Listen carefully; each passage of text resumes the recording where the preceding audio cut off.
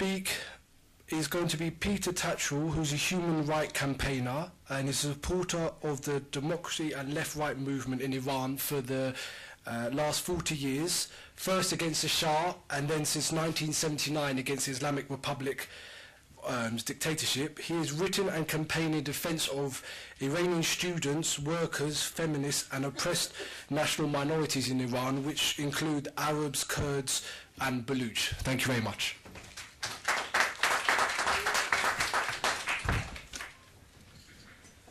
Thank you for that introduction. It's a big honor for me to join you here today, and I apologize because of 5 other commitments. I have not been able to come earlier and won't be able to stay much longer.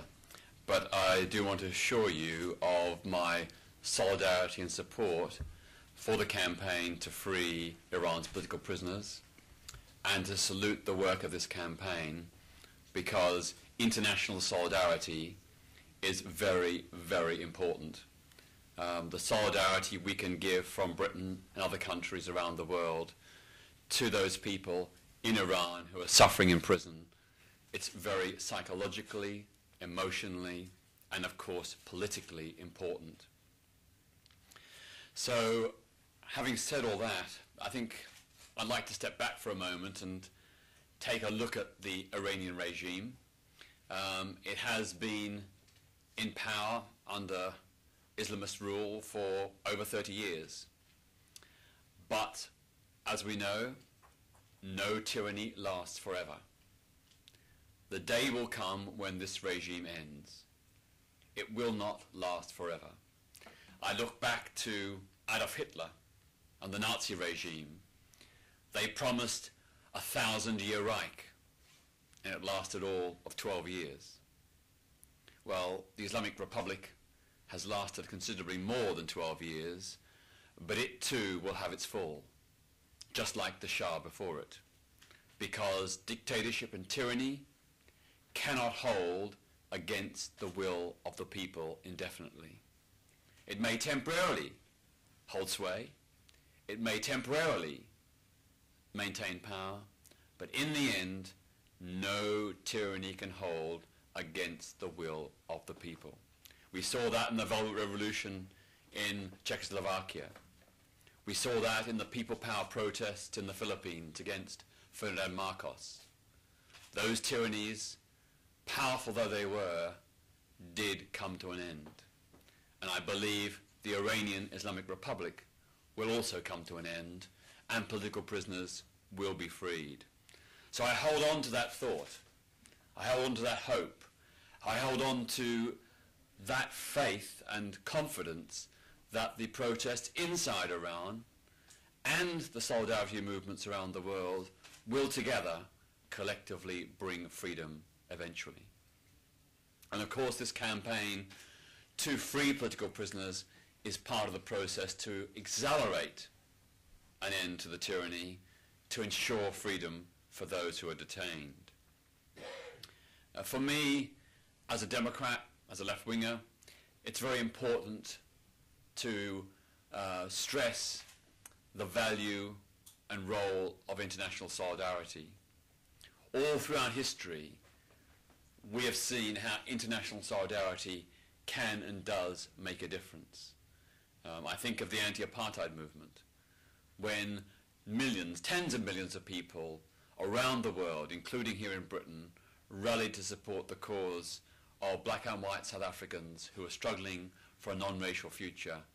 That international solidarity, those protests, the boycott, the sanctions, the disinvestment campaigns, they all helped increase the pressure on the white minority regime to the point where it felt necessary to negotiate a solution to transform from apartheid to a non-racial multi-party democracy. In Iran, my heart goes out to all those in prison for whatever reason. I think of the imprisoned trade union leaders and the recent crackdowns again on trade unionists in Iran. I think of the jailed student leaders, the women's rights campaigners, all those who are struggling for democracy, liberty and freedom, who are victims of this regime. This regime has successfully, for the moment, created a great terror.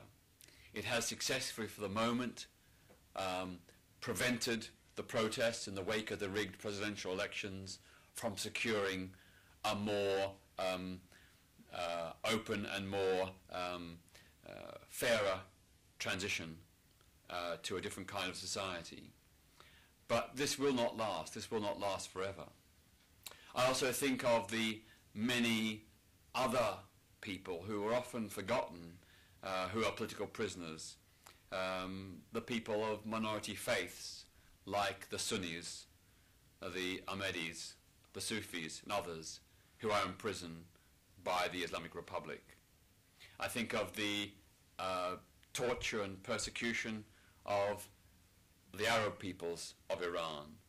Here we have the Arab peoples living in lands which are the source of Iran's great oil wealth, yet they themselves are living in abject poverty for the most part.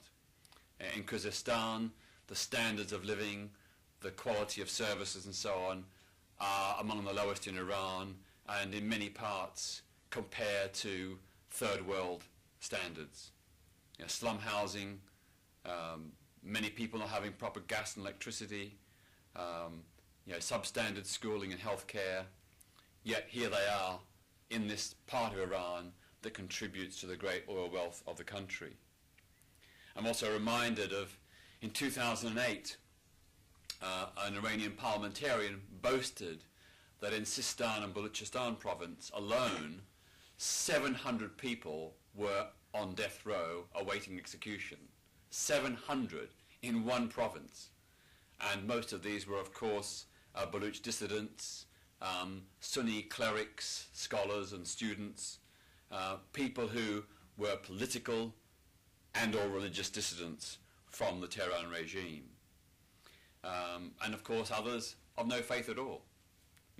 Nationalists who are motivated by political ideals, suffering and, in some cases, facing execution.